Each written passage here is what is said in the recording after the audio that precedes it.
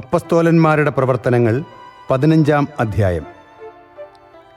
യൂദയായിൽ നിന്ന് ചിലർ അവിടെ വന്ന് മോശയുടെ നിയമമനുസരിച്ച് പരിച്ഛേദനം ചെയ്യപ്പെടാത്ത പക്ഷം രക്ഷ പ്രാപിക്കുവാൻ സാധ്യമല്ല എന്ന് സഹോദരരെ പഠിപ്പിച്ചു.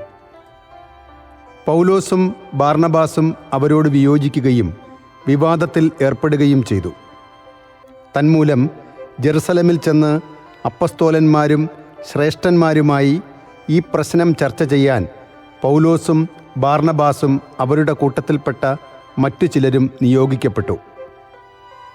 സഭയുടെ നിർദ്ദേശമനുസരിച്ച് യാത്ര തിരിച്ച അവർ വിജാതീയരുടെ മാനസാന്തര വാർത്ത വിവരിച്ചു കേൾപ്പിച്ചുകൊണ്ട് ഫിനീഷ്യ, സമരിയ എന്നിവിടങ്ങളിലൂടെ കടന്നുപോയി. സഹോദരന്മാർക്കെല്ലാം വലിയ സന്തോഷമുളവായി. ജെറുസലമിൽ എത്തിയപ്പോൾ സഭയും അപ്പസ്തോലന്മാരും ശ്രേഷ്ഠന്മാരും അവരെ സ്വീകരിച്ചു. ദൈവം തങ്ങൾ മുഖാന്തരം പ്രവർത്തിച്ച കാര്യങ്ങൾ അവർ പ്രഖ്യാപിച്ചു. എന്നാൽ ഫരിസേയരുടെ ഗണത്തിൽ നിന്ന് വിശ്വാസം സ്വീകരിച്ച ചിലർ എഴുന്നേറ്റ് പ്രസ്താവിച്ചു, അവരെ പരിച്ഛേദനം ചെയ്യുകയും മോശയുടെ നിയമം പാലിക്കണമെന്ന് അവരോട് നിർദ്ദേശിക്കുകയും ചെയ്യുക ആവശ്യമാണ്. ഇക്കാര്യം പരിഗണിക്കാൻ അപ്പസ്തോലന്മാരും ശ്രേഷ്ഠന്മാരും ഒരുമിച്ചുകൂടി.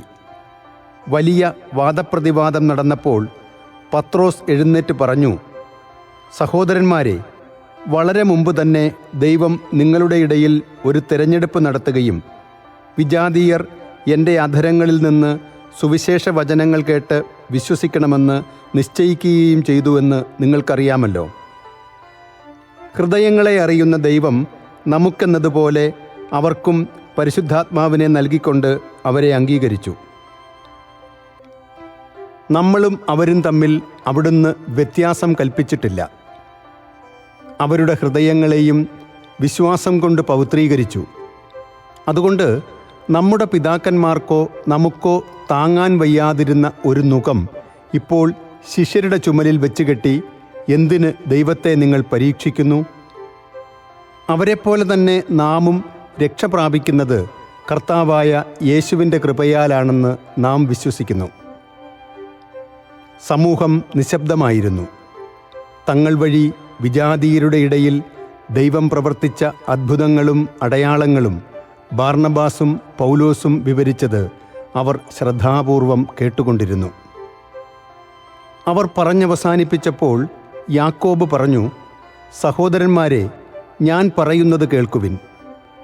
തൻ്റെ നാമത്തിനു വേണ്ടി വിജാതീയരിൽ നിന്ന് ഒരു ജനത്തെ തിരഞ്ഞെടുക്കാൻ ദൈവം ആദ്യം അവരെ സന്ദർശിച്ചതെങ്ങനെയെന്ന് ശിമയോൻ വിവരിച്ചുവല്ലോ.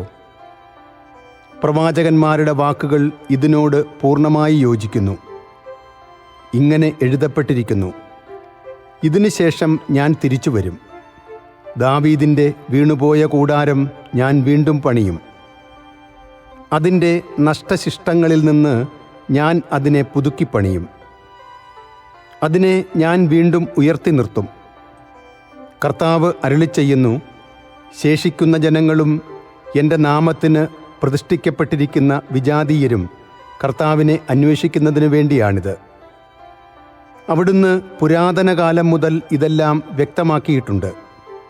അതിനാൽ ദൈവത്തിലേക്ക് തിരിയുന്ന വിജാതീയരെ നാം വിഷമിപ്പിക്കരുത് എന്നാണ് എൻ്റെ അഭിപ്രായം.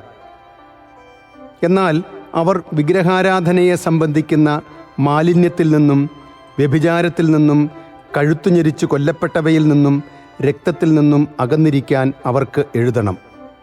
എന്തെന്നാൽ തലമുറകൾക്ക് മുമ്പ് തന്നെ എല്ലാ നഗരങ്ങളിലും മോശയുടെ നിയമം പ്രഘോഷിക്കുന്ന ചിലരുണ്ടായിരുന്നു. എല്ലാ സാബത്തിലും സിനഗോഗുകളിൽ അത് വായിക്കുകയും ചെയ്യുന്നുണ്ട്. തങ്ങളിൽ നിന്ന് ചിലരെ തിരഞ്ഞെടുത്ത് ബാർണബാസിനോടും പൗലോസിനോടുമൊപ്പം അന്ത്യോക്യായിലേക്ക് അയക്കുന്നത് നന്നായിരിക്കുമെന്ന് അപ്പസ്തോലന്മാർക്കും ശ്രേഷ്ഠന്മാർക്കും സഭയ്ക്ക് മുഴുവനും തോന്നി. സഹോദരന്മാരിൽ നേതാക്കന്മാരായിരുന്ന ബാർസബാസ് എന്ന് വിളിക്കുന്ന യൂദാസിനെയും സീലാസിനെയും ഒരു എഴുത്തുമായി അവർ അയച്ചു. എഴുത്ത് ഇപ്രകാരമായിരുന്നു: അപ്പസ്തോലന്മാരും ശ്രേഷ്ഠന്മാരുമായ സഹോദരന്മാർ അന്ത്യോക്യായിലെയും സിറിയായിലെയും കിലിക്കിയായിലെയും വിജാതീയരിൽ നിന്നുള്ള സഹോദരരായ നിങ്ങൾക്ക് അഭിവാദനമർപ്പിക്കുന്നു.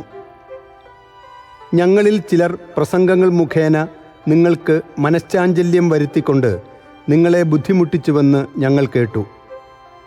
ഞങ്ങൾ അവർക്ക് യാതൊരു നിർദ്ദേശവും നൽകിയിരുന്നില്ല. അതുകൊണ്ട് തിരഞ്ഞെടുക്കപ്പെട്ട ചിലരെ നമ്മുടെ പ്രിയപ്പെട്ട ബാർണബാസിനോടും പൗലോസിനോടുമൊപ്പം നിങ്ങളുടെ അടുക്കലേക്ക് അയക്കുന്നത് നന്നായിരിക്കുമെന്ന് ഞങ്ങൾ ഏകകണ്ഠമായി തീരുമാനിച്ചു. അവർ നമ്മുടെ കർത്താവായ യേശുക്രിസ്തുവിൻ്റെ നാമത്തെ പ്രതി സ്വന്തം ജീവനെപ്പോലും പണയപ്പെടുത്തിയിരിക്കുന്നവരാണല്ലോ. അതുകൊണ്ട് ഞങ്ങൾ യൂദാസിനെയും സീലാസിനെയും അയച്ചിരിക്കുന്നു. ഈ കാര്യങ്ങൾ തന്നെ അവർ നിങ്ങളോട് നേരിട്ട് സംസാരിക്കുന്നതായിരിക്കും. താഴെ പറയുന്ന അത്യാവശ്യ കാര്യങ്ങളെക്കാൾ കൂടുതലായി ഒരു ഭാരവും നിങ്ങളുടെ മേൽ ചുമത്താതിരിക്കുന്നതാണ് നല്ലതെന്ന് പരിശുദ്ധാത്മാവിനും ഞങ്ങൾക്കും തോന്നി. വിഗ്രഹങ്ങൾക്കർപ്പിച്ച വസ്തുക്കൾ, രക്തം, കഴുത്തു ഞെരിച്ചു കൊല്ലപ്പെട്ടവ, വ്യഭിചാരം എന്നിവയിൽ നിന്ന് നിങ്ങൾ അകന്നിരിക്കണം. ഇവയിൽ നിന്ന് അകന്നിരുന്നാൽ നിങ്ങൾക്ക് നന്ന്. മംഗളാശംസകൾ. അവർ യാത്ര തിരിച്ച് അന്ത്യോക്യായിൽ എത്തി. ജനങ്ങളെ മുഴുവൻ വിളിച്ചുകൂട്ടി എഴുത്ത് അവരെ ഏൽപ്പിച്ചു. അവർ ആ ഉപദേശം വായിച്ച് സന്തുഷ്ടരായി. പ്രവാചകന്മാർ കൂടിയായിരുന്ന യൂദാസും സീലാസും സഹോദരർക്ക് വളരെ ഉപദേശങ്ങൾ നൽകുകയും അവരെ വിശ്വാസത്തിൽ ശക്തിപ്പെടുത്തുകയും ചെയ്തു. അവർ കുറേ നാൾ അവിടെ ചെലവഴിച്ചു. പിന്നീട് അവരെ അയച്ചവരുടെ അടുക്കലേക്ക് സഹോദരർ അവരെ സൗഹാർദ്ദപൂർവ്വം യാത്രയാക്കി. എന്നാൽ പൗലോസും ബാർണബാസും മറ്റു പലരോടുമൊപ്പം കർത്താവിൻ്റെ വചനം പ്രസംഗിക്കുകയും പഠിപ്പിക്കുകയും ചെയ്തുകൊണ്ട് അന്ത്യോക്യായിൽ താമസിച്ചു. കുറേ ദിവസം കഴിഞ്ഞപ്പോൾ പൗലോസ് ബാർണബാസിനോട് പറഞ്ഞു, വരൂ, നാം കർത്താവിൻ്റെ വചനം പ്രസംഗിച്ച എല്ലാ നഗരങ്ങളിലും തിരിച്ചു ചെന്ന് സഹോദരരെ സന്ദർശിച്ച് അവർ എങ്ങനെ കഴിയുന്നുവെന്ന് അറിയാം.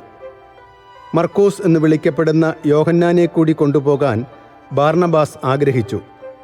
എന്നാൽ പാംഫീലിയായിൽ വെച്ച് തങ്ങളിൽ നിന്ന് പിരിഞ്ഞു പോവുകയും പിന്നീട് ജോലിയിൽ തങ്ങളോട് ചേരാതിരിക്കുകയും ചെയ്ത ഒരുവനെ കൂടെ കൊണ്ടുപോകാതിരിക്കുകയാണ് നല്ലത് എന്നായിരുന്നു പൗലോസിൻ്റെ പക്ഷം. ശക്തമായ അഭിപ്രായ ഭിന്നത മൂലം അവർ പിരിഞ്ഞു. ബാർണബാസ് മർക്കോസിനെയും കൂട്ടി സൈപ്രസിലേക്ക് കപ്പൽ കയറി. പൗലോസ് സീലാസിനെ തിരഞ്ഞെടുത്ത് അവനോടുകൂടെ യാത്ര തിരിച്ചു. സഹോദരരെല്ലാം അവരെ കർത്താവിൻ്റെ കൃപയ്ക്ക് ഭരമേൽപ്പിച്ചു. അവൻ സഭകളെ ശക്തിപ്പെടുത്തിക്കൊണ്ട് സിറിയായിലൂടെയും കിലീക്കിയായിലൂടെയും സഞ്ചരിച്ചു.